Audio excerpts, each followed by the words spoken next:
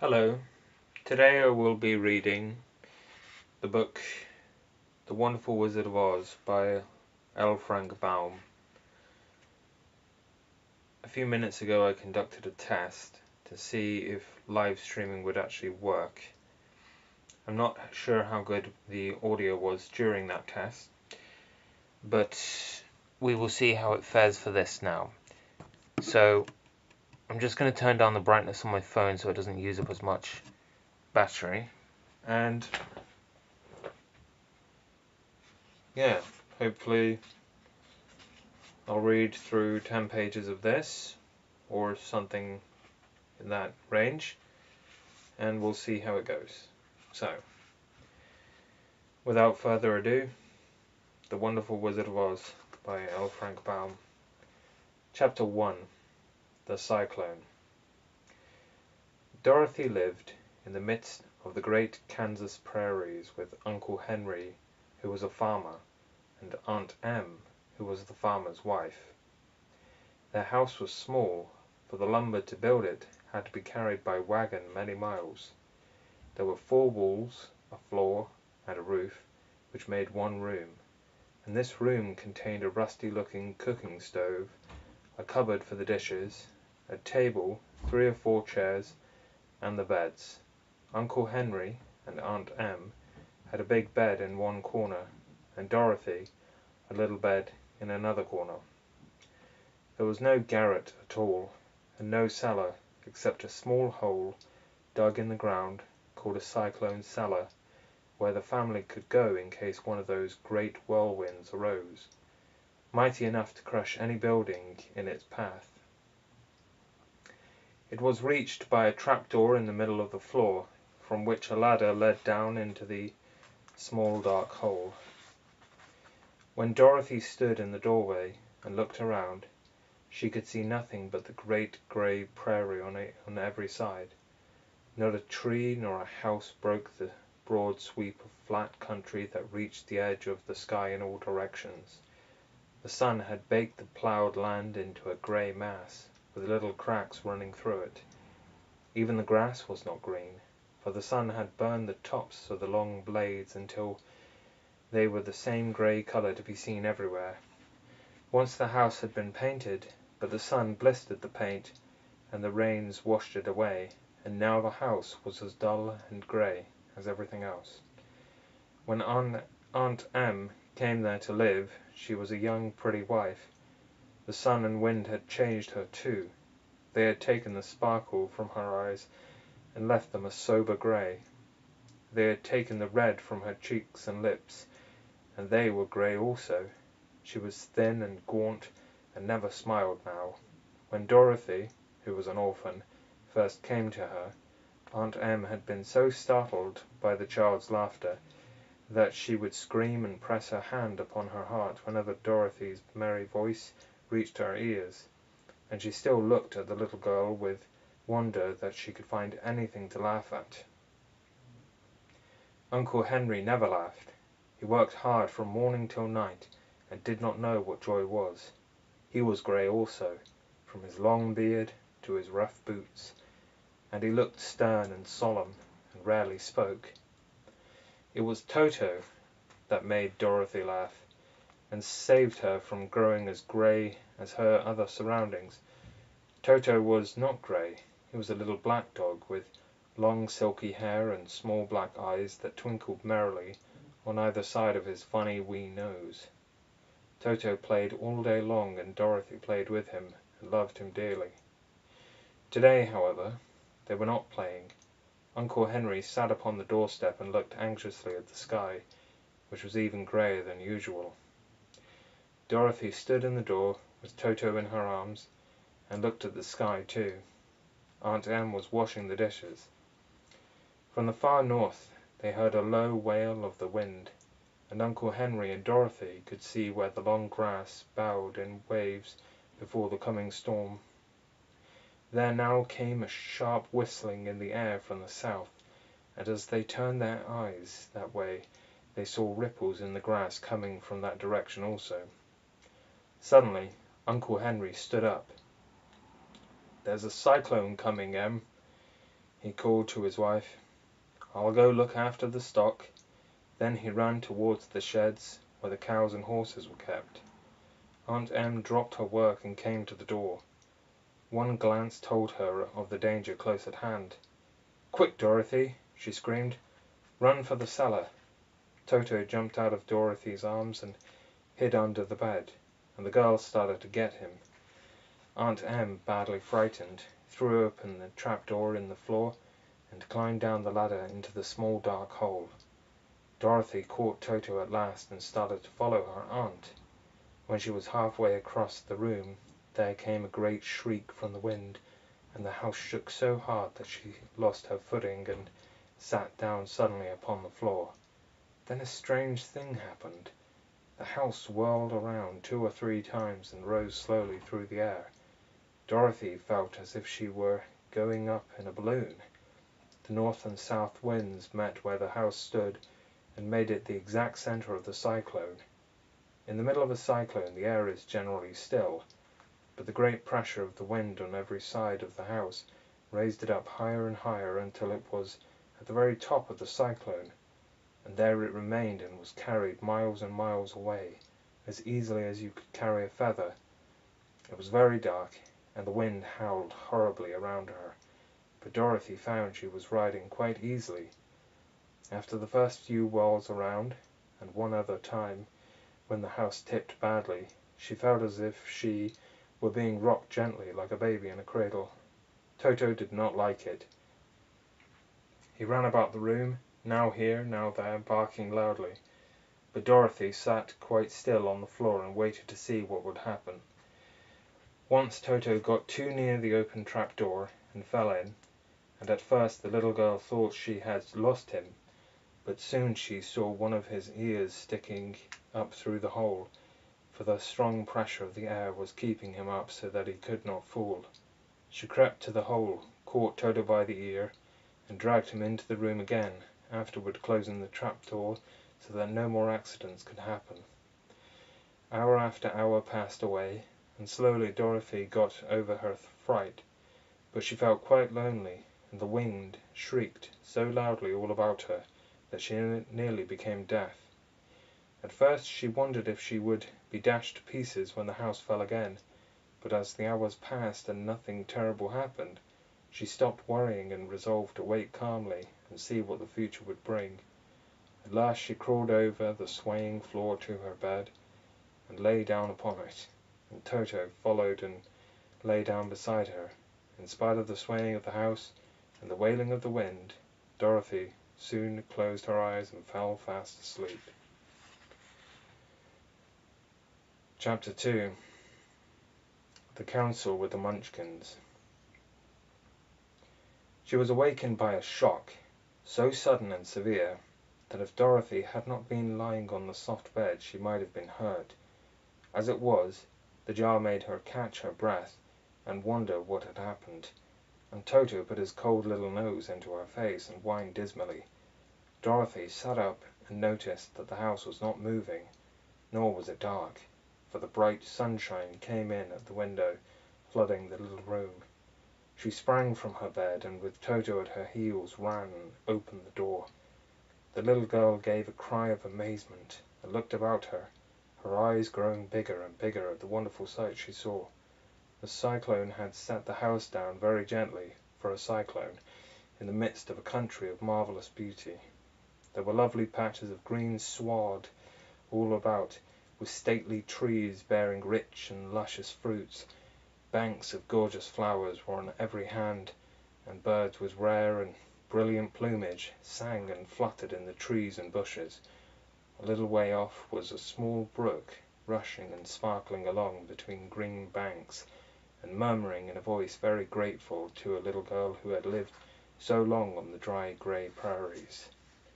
While she stood looking eagerly at the strange and beautiful sights, she noticed coming towards her a group of the queerest people she had ever seen.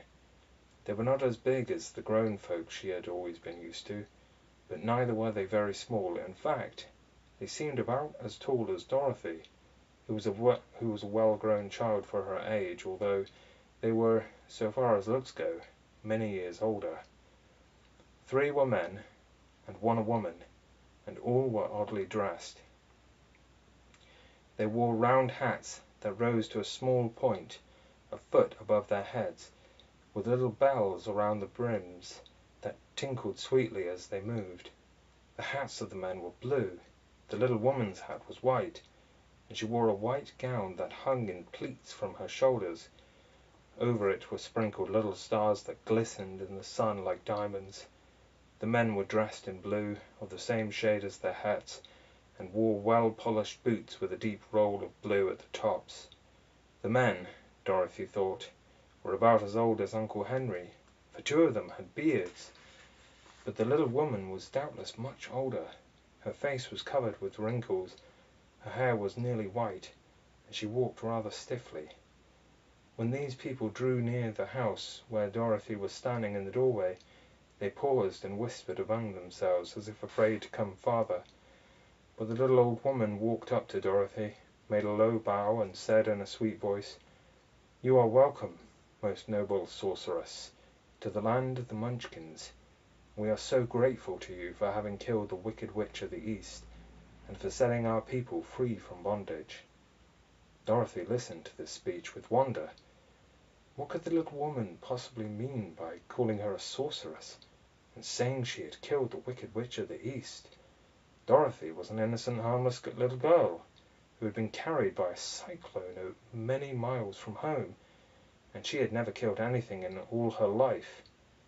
But the little woman evidently expected her to answer, so Dorothy said, with hesitation, "You are very kind, but there must be some mistake. I have not killed anything." "Your house did, anyway," replied the little old woman with a laugh. "And that is the same thing. See," she continued, pointing to the corner of the house, "there are her 2 toes sticking out from under a block of wood." Dorothy looked and gave a little cry of fright. There indeed, just under the corner of the great beam the house rested on, 2 feet were sticking out, shod in silver shoes with pointed toes. "Oh dear! Oh dear!" cried Dorothy, clasping her hands together in dismay. "The house must have fallen on her. Whatever shall we do?" "There is nothing to be done," said the little woman calmly. "But who was she?" asked Dorothy. "She was the Wicked Witch of the East, as I said," answered the little woman. "She has held all the Munchkins in bondage for many years, making them slave for her night and day. Now they are all set free, and are grateful to you for their favor." "Who are the Munchkins?" inquired Dorothy. "They are the people who live in this land of the East where the Wicked Witch ruled." "Are you a Munchkin?" asked Dorothy. "No, but I am their friend, although I live in the land of the North. When they saw the Witch of the East was dead, the Munchkins sent a swift messenger to me, and I came at once. I am the Witch of the North." "Oh, gracious!" cried Dorothy. "Are you a real witch?" "Yes, indeed," answered the little woman. "But I am a good witch, and the people love me. I am not as powerful as the Wicked Witch who ruled here, or I should have set the people free myself." "But I thought all witches were wicked," said the girl, who was half frightened at facing a real witch. "Oh no, that is a great mistake. There were only 4 witches in all the land of Oz, and 2 of them, those who live in the North and the South, are good witches. I know this is true, for I am one of them myself, and cannot be mistaken. Those who dwelt in the East and the West were, indeed, wicked witches, but now that you have killed one of them, there is but one wicked witch in all the land of Oz, the one who lives in the West." "But," said Dorothy, after a moment's thought, "Aunt Em has told me that the witches were all dead, years and years ago." "Who is Aunt Em?" inquired the little old woman. "She is my aunt, who lives in Kansas, where I come from." The Witch of the North seemed to think for a time, with her head bowed and her eyes upon the ground. Then she looked up and said, "I do not know where Kansas is, for I have never heard that country mentioned before. But tell me, is it a civilized country?" "Oh, yes," replied Dorothy. "Then that accounts for it. In the civilized countries I believe there are no witches left, nor wizards, nor sorceresses, nor magicians. But you see, the land of Oz has never been civilized, for we are cut off from all the rest of the world. Therefore, we still have witches and wizards among us." "Who are the wizards?" asked Dorothy. "Oz himself is the great wizard," answered the witch, sinking her voice to a whisper. "He is more powerful than all the rest of us together. He lives in the City of Emeralds." Dorothy was going to ask another question, but just then the Munchkins, who had been standing silently by, gave a loud shout and pointed to the corner of the house where the Wicked Witch had been lying. "What is it?" asked the little old woman, and looked and began to laugh. The feet of the dead witch had disappeared entirely, and nothing was left but the silver shoes. "She was so old," explained the Witch of the North, "that she dried up quickly in the sun, and that is the end of her. But the silver shoes are yours, and you shall have them to wear." She reached down and picked up the shoes, and after shaking the dust out of them, handed them to Dorothy. "The Witch of the East was proud of those silver shoes," said one of the Munchkins, "and there is some charm connected to them, but what it is we never knew." Dorothy carried the shoes into the house and placed them on the table. Then she came out again to the Munchkins and said, "I am anxious to get back to my aunt and uncle, for I am sure they will worry about me. Can you help me find my way?" The Munchkins and the witch first looked at one another, and then at Dorothy, and then shook their heads. "At the east, not far from here," said one, "there is a great desert, and none could live to cross it." "It is the same at the south," said another, "for I have been there and seen it. The south is the country of the Quadlings." "I am told," said the third man, "that it is the same at the west, and that country where the Winkies live is ruled by the Wicked Witch of the West, who would make you her slave if you passed her way." "The north is my home," said the old lady, "and at its edge is the same great desert that surrounds this land of Oz. I'm afraid, my dear, you will have to live with us."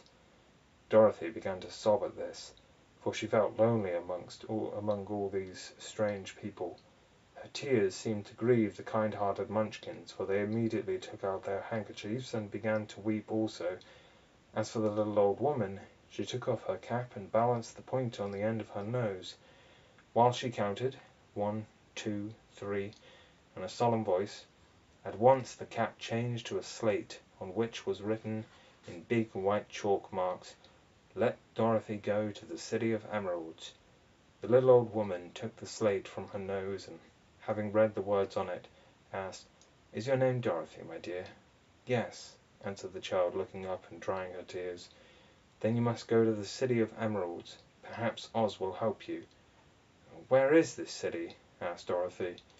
"It is exactly in the center of the country, and is ruled by Oz, the great wizard I told you of." "Is he a good man?" inquired the girl anxiously. "He is a good wizard. Whether he is a man or not, I cannot tell, for I have never seen him." "How can I get there?" asked Dorothy. "You must walk. It is a long journey, through a country that is sometimes pleasant and sometimes dark and terrible. However, I will use all the magic arts I know of to keep you from harm." "Won't you go with me?" pleaded the girl, who had begun to look upon the little old woman as her only friend. "No, I cannot do that," she replied, "but I will give you my kiss, and no one will dare injure a person who has been kissed by the Witch of the North." She came close to Dorothy and kissed her gently on the forehead. Where her lips touched the girl they left a round shining mark, as Dorothy found out soon after. "The road to the City of Emeralds is paved with yellow brick," said the witch, "so you cannot miss it. When you get to Oz, do not be afraid of him, but tell your story and ask him to help you. Goodbye, my dear." The three Munchkins bowed low to her and wished her a pleasant journey, after which they walked away through the trees. The witch gave Dorothy a friendly little nod, whirled around on her left heel 3 times, and straightway disappeared, much to the surprise of little Toto, who barked after her loudly enough when she had gone, because he had been afraid even to growl while she stood by. But Dorothy, knowing her to be a witch, had expected her to disappear in just that way, and was not surprised in the least. Okay, chapter, just seeing if it's still running. Okay. Chapter 3. How Dorothy Saved the Scarecrow. When Dorothy was left alone, she began to feel hungry, so she went to the cupboard and cut herself some bread, which she spread with butter. She gave some to Toto, and taking a pail from the shelf, she carried it down to the little brook and filled it with clear, sparkling water. Toto ran over to the trees and began to bark at the bird sitting there. Dorothy went to get him, and saw such delicious fruit hanging from the branches that she gathered some of it, finding it just what she wanted to help out her breakfast. Then she went back to the house, and having helped herself and Toto to get to a good drink of the cool, clear water, she set about making ready for the journey to the City of Emeralds. Dorothy had only one other dress, but that happened to be clean and was hanging on a peg beside her bed. It was gingham, with checks of white and blue, and although the blue was somewhat faded with many washings, it was still a pretty frock. The girl washed herself carefully, dressed herself in the clean gingham, and tied her pink sunbonnet on her head. She took a little basket and filled it with bread from the cupboard, laying a white cloth over the top. Then she looked down at her feet and noticed how old and worn her shoes were. "They surely will never do for a long journey, Toto," she said, and Toto looked up into her face with his little black eyes and wagged his tail to show he knew what she meant. At that moment Dorothy saw lying on the table the silver shoes that had belonged to the Witch of the East. "I wonder if they will fit me," she said to Toto. "They would be just the thing to take a long walk in, for they could not wear out." She took off her old leather shoes and tried on the silver ones, which fitted her as well as if they had been made for her. Finally she picked up her basket. "Come along, Toto," she said. "We will go to the Emerald City, and ask the Great Oz how to get back to Kansas again." She closed the door, locked it, and put the key carefully in the pocket of her dress, and so, with Toto trotting along soberly behind her, she started on her journey. There were several roads near by, but it did not take her long to find the one paved with yellow brick. Within a short time she was walking briskly toward the Emerald City, her silver shoes tinkling merrily on the hard yellow-red roadbed. The sun shone bright and the birds sang sweet, and Dorothy did not feel nearly as bad as you might think a little girl would who had been suddenly whisked away from her own country and set down in the midst of a strange land. She was surprised as she walked along to see how pretty the country was about her. There were neat fences on the sides of the road painted a dainty blue colour, and beyond them were fields of grain and vegetables in abundance. Evidently the Munchkins were good farmers and able to raise large crops. Once in a while she would pass a house, and the people came out to look at her and bow low as she went by, for everyone knew that she had been the means of destroying the Wicked Witch and setting them free from bondage. The houses of the Munchkins were odd-looking dwellings, for each was round with a big dome for a roof. All were painted blue, for in this country of the East blue was the favourite colour. Toward evening, when Dorothy was tired with her long walk and began to wonder where she should pass the night, she came to a house rather larger than the rest. On the green lawn before it, many men and women were dancing. 5 little fiddlers played as loudly as possible, and the people were laughing and singing, while a big table nearby was loaded with delicious fruits and nuts, pies and cakes, and many other good things to eat. The people greeted Dorothy kindly, and invited her to supper and to pass the night with them, for this was the home of one of the richest Munchkins in the land, and his friends were gathered with him to celebrate their freedom from the bondage of the Wicked Witch. Dorothy ate a hearty supper, and was waited upon by the rich Munchkin himself, whose name was Boq. Then she sat upon a settee and watched the people dance. When Bok saw her silver shoes, he said, "You must be a great sorceress." "Why?" asked the girl. "Because you wear silver shoes, and have killed the wicked witch. Besides, you have white in your frock, and only witches and sorceresses wear white." "My dress is blue and white checked," said Dorothy, smoothing out the wrinkles in it. "It is kind of you to wear that," said Bok. "Blue is the color of the Munchkins, and white is the witch color, so we know you are a friendly witch." Dorothy did not know what to say to this, for all the people seemed to think her a witch, and she knew very well she was only an ordinary little girl who had come by the chance of a cyclone into a strange land. When she had tired watching the dancing, Bok led her into the house, where he gave her a room with a pretty bed in it. The sheets were made of blue cloth, and Dorothy slept soundly in them till morning, with Toto curled up on the blue rug beside her. She ate a hearty breakfast, and watched a wee Munchkin baby who played with Toto and pulled his tail and crowed and laughed in a way that greatly amused Dorothy. Toto was a fine curiosity to all the people, for they had never seen a dog before. "How far is it to Emerald City?" the girl asked. "I do not know," answered Bok gravely, "for I have never been there. It is better for people to keep away from Oz unless they have business with him. But it is a long way to the Emerald City, and it will take you many days. The country here is rich and pleasant, but you must pass through rough and dangerous places before you reach the end of your journey." This worried Dorothy a little, but she knew that only the great Oz could help her get to Kansas again, so she bravely resolved not to turn back. She bade her friends goodbye and again started along the road to the yellow brick. When she had gone several miles, she thought she would stop to rest, and so climbed to the top of the fence beside the road and sat down.